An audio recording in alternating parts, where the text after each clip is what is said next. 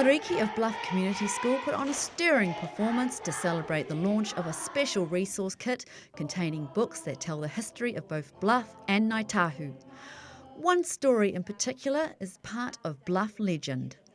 Well, the relevance for Bluff is that it comes back to the oysters and Roimata's tears that she cried and were encased in the shell by Roimata and spread air in Favo Strait, and today we've got the oysters. It's been an emotional day for Mr. Fowler to see his father's story live on for the next generation. It's a story of our ancestor way back. We had a tragedy that's happened in the tribe, plus it's a story that our father, wrote and told us always as kids. We grew up with it, and every time we hear it, I suppose it's a sadness, and it brings back the memories of our father. Putting the resource kit together was a collective effort led by what's known as the three Honas: Hona O'Regan, daughter of Sir Tipene O'Regan, Hona Morgan and publisher Hona Pomari.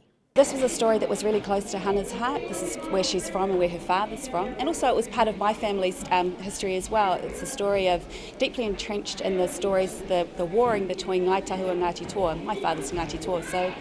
And my sister's married a boy from Bluff and from a girl from Ngāti Toa. So it's almost a bridging of the two. The stories that evolve are emotional, they're rich in terms of history, and they're an important part of who we are as a people. So they really are a point in our identity as Ngāi Tahu. And the history of Ngāi Tahu is covered in detail. There's three parts to it, three stories in this book, and it tells about the Ngāi Tahu Civil War. It tells about the war with Ngāti Toa, between Ngāi Tahu and Ngāti Toa. And Te Rapraha was the chief of that tribe at the time. Raubula was the name, Raubula, King of Kaboti, yeah. And of course the legend of Roimata's tears, which sort of brings it to the close of the Ngāi Tahu chief Te Mai Haranui.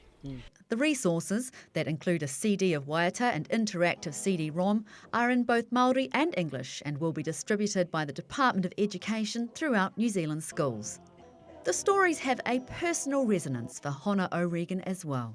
I'm from Bluff, and so from being my whānau from Bluff, and so being able to actually tell the stories, that links in my connection down here as well. As the author, the co-author of the resources, it was something like that I was doing for my community as well.